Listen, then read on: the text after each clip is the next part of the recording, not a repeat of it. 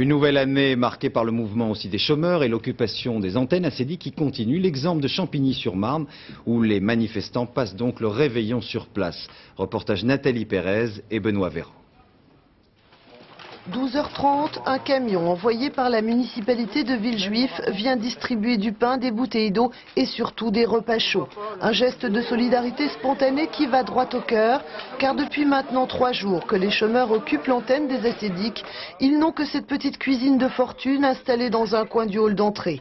Pendant le repas, on garde un œil sur la télévision apportée ici par l'un d'eux pour s'informer.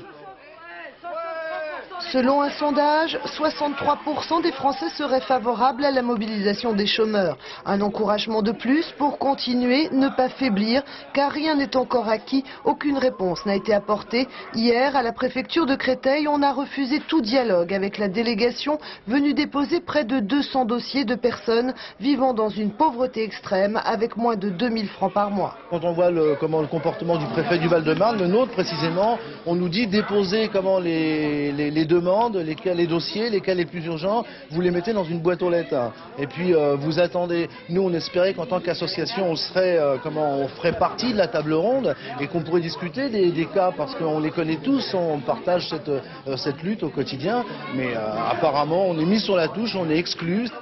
15h, l'arrivée d'un élu communiste adjoint au maire de Champigny et pour les chômeurs l'occasion de poser des questions et tenter d'en savoir plus, mais ce dernier ne pourra leur apporter que son soutien. Je pense qu'au niveau du préfet, il me semble,